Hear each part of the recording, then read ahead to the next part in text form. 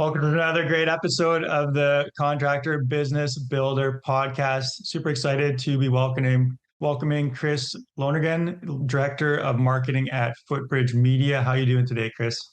Doing great, Derek. How are you doing? Doing fantastic. Yeah, really excited for this first episode of the new year. So always exciting to be starting a new year and lots of, setting your goals and I'm an optimist, as you can tell. So looking forward to another great year and talking to you today. Can you tell us a little bit about yourself and the work that you do at behind Footbridge Media? Sure thing. Yeah, I've been with Footbridge for 12 plus years now. Actually going on 13 next month, which is scary. But Footbridge Media, as a company's been around for over 20 years now. And really, Aaron O'Hanlon, who's the founder here, the owner here, who still is working with us day to day, he founded the company because he worked kind of adjacent to contractors, saw a lot of people selling leads and saw how that really wasn't great quality for some of those folks who were buying those leads. And he was kind of resolved from there to teach people how to fish, to make systems so that people could really develop their business on their own without being so heavily dependent on third-party folks, third-party leads. It started off Footbridge as a paper newsletter company, as a referral newsletter company. Okay. And has since grown over the last 20 years now to be basically a full-service marketing agency. So websites to Google Ads management to print media marketing, direct mail, we kind of do it all now. I started on the web and design side of things, and I've pretty much worked every department since. So yeah. I've got a really good tasting plate of everything that really Footbridge Media has done. Very cool. Right on. And yeah, proper marketing. I mean, it involves so many different aspects nowadays, and there's so much to know that being a generalist, I mean, you're competing with a lot of other, contractors and market agencies and different things like that. What do you find are some of the common challenges for contractors when it comes to marketing and generating leads? One of the things I see a lot that we see as a company is overall, sometimes they're really good at their trade. They're excellent craftspeople, but they may not know what they don't know yet when it comes to business development, when it comes to their marketing vocabulary, their marketing act. So really the big part there is a lot of what we do is also education. Is we have contractors that come to us and they maybe have a website, they maybe don't even have that. They need to really figure out how to move beyond a word of mouth business and become a business that is marketed and advertised on purpose. And getting to that level can be really difficult. A lot of folks, you got to wear a lot of hats when you're a business owner. And the marketing hat is kind of uncomfortable for folks who've been really good at their trade for 5, 10, 20 years. Yeah. That's one of the bigger things for sure, is getting folks to understand that you have to be a part of this. You don't have to be doing it all though. That's one of the keys, is don't DIY all these things yourself. You're a expert with a hammer, or expert with people. Be an expert there. We'll guide you along the way to make the right decisions so that you're not spinning your wheels over here in marketing land when you can really be more productive somewhere else. Yeah, I think that's a really important point, and something we could dive into a bit is, like you said, business owners, contractors wearing so many hats. Marketing is generally not one that they're maybe comfortable with, or it's not second nature to them, like the, project management or client relations or even sales and stuff like that can be. You mentioned education. What are some of maybe the key kind of points, or how do you help kind of guide a contractor to maybe step into the limelight a little bit, if you will, or improve their marketing knowledge and abilities? Because it's something that I see too throughout the industry is contractors, they want to be out in the field. They want to be, running the projects and doing great work, as you said, great craftsmen. But marketing can be either uncomfortable or just a place that they're not focused or don't understand. So how do you help educate contractors to kind of improve their side of the marketing, piece of the puzzle? A lot of that is really revealing to them, and a lot of times they don't even think about it, is that really marketing is showing off your expertise, showing off the things you're good at. So when we come in from that, we're not saying, here's this really uncomfortable thing that you've got to do over here. It's no, you're an excellent roofer. Let's show that to people. Now we're going to tell you what things people are going to be Googling for, or people are interested in finding out more about roofing or about how roofers work. And let's get you to talk about that, whether it's you actually getting in front of a camera and, doing a TikTok or doing some social media, or if it's just you helping us to define, what are the things you do? What makes your business different? You don't have to be a wordsmith. You could tell us those things and we will translate that for you into into your website, into your social media campaigns, turn that into how people can then find you through Google Ads. So really leaning into the idea of, you're an expert. Let's show that off. Let's play to that strength, and let's let your expertise shine. And that turns into marketing, that turns into business development. Yeah, and it does become natural. Obviously, the first time doing anything is strange. You got to learn it, and it's maybe uncomfortable or what have you. But the more you do it, it just becomes a flow and a natural part of your business and a habit. And having someone like yourself and Footbridge to help guide that, you've obviously worked with many, many, many different contractors. You know what works, what doesn't, and how to help people in that regard. As far as like strategies go, what's an overall kind of marketing strategy that you've found has been effective for? I mean, online is kind of the place to be as far as marketing. There's obviously offline vehicles, as you mentioned, with mailers and other different things. But what strategies have you used to produce results online for contractors? So we usually tell contractors it's got to be a combination of long-term and short-term goals here. So especially for new companies that are just starting up, you have to have the core things. You have to have your website, your Google business profile. That's like the eating your vegetables of the marketing world. The things you got to do that aren't necessarily fun are gonna, you're not gonna look strong right away, but you need to set those foundations to grow. So that long-term goal, making sure you're setting yourself up for success years from now is definitely key. But then to help your business grow and help it feel like you're doing something, short-term goals, having paid advertising, Google ads, Facebook ads, ways where you can jump to the top of a search, jump right in front of the eyes of a potential customer so that you can get that business, so that you can fund the rest of your business and your marketing growth and your development. So I think the big key there is that it's a combo deal. It's a long-term, short-term game, and you've got to weigh where you can be at different times in your business growth cycle. Yeah, definitely. Very much a key to goal setting in general, but bringing it into the marketing world here is you need that kind of future vision or long-term plan, so you have a guiding light, if you will. But then you need your short-term goals to actually get things done, get steps in place, and move forward towards that long-term future and goals. As far as like mistakes go, I know I've made tons. What kind of mistakes or things do you see coming up for contractors or companies that you work with that can be avoided, or what's your thoughts on that? A lot of that, I think, is the hesitation to start. I think is kind of killer for some folks. Like you said, it's sometimes an uncomfortable thing for people to jump into when it's not their expertise, and when people wait too long. I mean, I've worked in the past. We were onboarding a remodeling company that was a multi-generation company.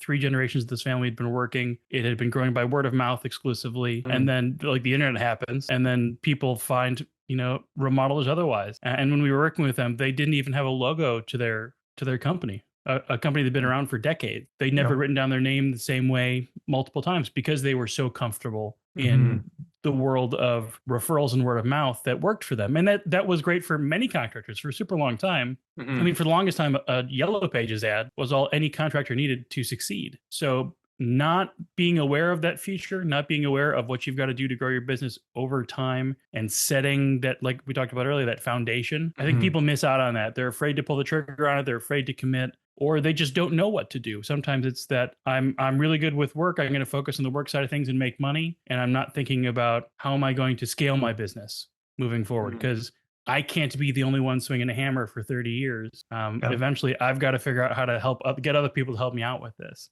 So it's definitely about that, having that foresight to prepare for that future growth, to prepare for your business to be more than just you. Yeah, number of great points there. The first one being, as far as you do need to have some presence and setup. It's not super complicated as far as like the basics go. Obviously, there's a lot of additional details and advanced kind of stuff. But having a Google profile, getting some reviews, having a website, having a logo, just your bases covered as far as like a little bit of branding and marketing can go a long way. And even like you said, some of these contracts have been around for decades.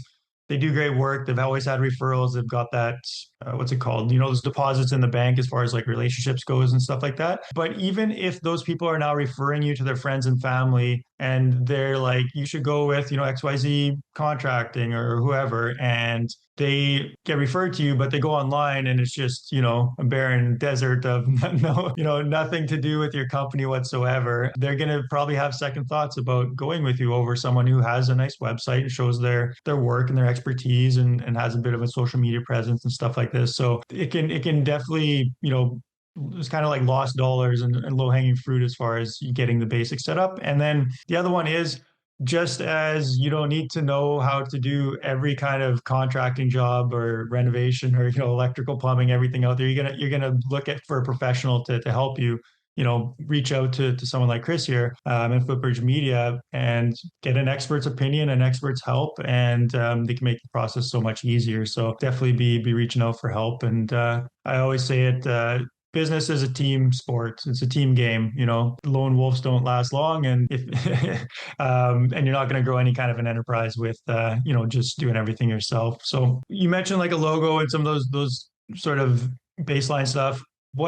Speaking of branding, because I feel like branding is sort of foundation and comes primary to doing a lot of marketing, because if you're spending time and energy on marketing, generally you want to have at least some brand and some assets there, so you're not having wasted dollars. What can contractors do to improve their brand, or what should they be thinking about as far as building a brand? I think as far as building your brand, like especially if you're talking totally brand new and you are creating your logo, your company name, all that kind of from scratch, or maybe rebranding, is being aware of that initial snapshot, that look that you give at the very beginning.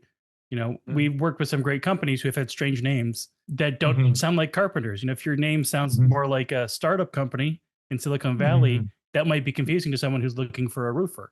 So, it's got to be readily apparent what you do in the core of your imagery. But I think the bigger part, kind of what you alluded to a little earlier, is that when you're branding, don't think of it as just your logo.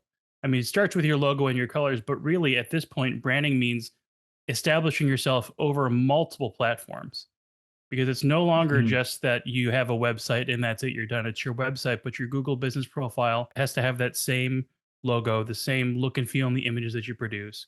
Your social media platforms, your Facebook, if you're on Instagram, if you're creating video content on YouTube, all of those things ultimately have to look like you and present this kind of unified front of what your business is ultimately. And sometimes that's very literally the colors that you put out, the logos that you put out. Other times it's the voice. If you have a fun mascot as your logo, and you've got a crazy guy in a costume who runs around, then that's a very specific, different feel from someone who's a much more white glove, very formal, contractor who is only doing, six-figure remodeling jobs and while wearing a tux. Like, it's two different, very different feels. And you got to make sure that all of your marketing does that. And that includes how people even answer the phone, how your staff answers the phone, how your truck looks when you roll up to a work site for the first time.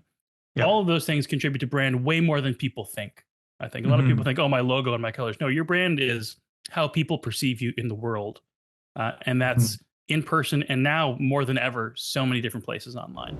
Yeah, definitely. I hear it fairly often from contractors as far as, I want higher end clients, larger jobs and stuff like that. And that's wonderful. And you should aspire to be working with the clients you want to work for. But you kind of need to tailor your brand with that client in mind of, like you said, if you're going after, very high end type clients, professionals, and you've got this kind of funny slapstick joking kind of brand, it may not match up there. I mean, it could, depending on the situation, but something to keep in mind, you kind of want to know, like, the more you know about your ideal client and the people you're going to be serving, the easier it is will be to create your branding, which will then, influence your marketing, and it all kind of comes one after the other and works together. We talked about, Google profile, online reviews. How important is that as far as a social proof? What kind of methods of social proof are there, and how can contractors get more or better reviews? I know this is a struggle for some as well, even the ones that have,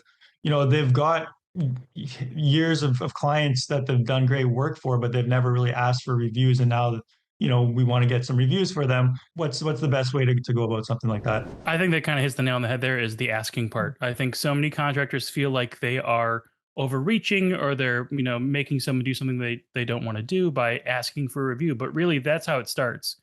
If a customer is really happy with you and they've enjoyed working with you, and you ask them for a small favor, they're definitely going to help you out, especially when you tell them, hey, we're a small business. We are doing our best to try to help more folks just like you, and having an authentic ask, and literally asking, if the customer is happy, before you leave the job site after that final sweep through, look them in the eye, thank them for their business, and ask them kindly for a review. Making that ask in person is such a huge thing that contractors underestimate. There's great software out there. We recommend it.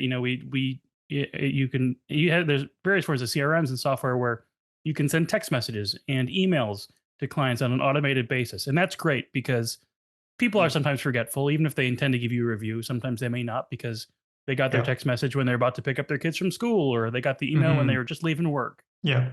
So making it easy for them is one thing, giving them those links, but starting the conversation in person and making the ask is such a huge thing. It will help someone to help you. And they really see it that way. If you help them out, if you did a great job for them, they have no problem helping you back in kind. And reviews are so important now, especially for folks who are more on the service side of things like HVACs and even roofers to an extent. If someone's going to Google you at this point, almost any contracting term you put in, the map pack in Google is one of the first things that's going to show up. And so many people now more than ever trust online reviews from total strangers with their business. So, you know, that's what they're going to, how they're going to choose their next contractor is how many reviews does this person have? And even on the Google side of things, you know, that algorithm works to where you're more relevant to Google if you have more reviews. And that can be really tough for some contractors. If you're a smaller guy, if you're starting off and you've got a competitor who already has 500 reviews, that's a mountain to climb. There are definitely ways to work around that, things that you can do, but asking for the reviews authentically, make sure you've got good references too, even beyond reviews, good references that you can point people to say, hey, would you mind if I shared your project with with another person questions, but they're really interested in the type of work that we did for you.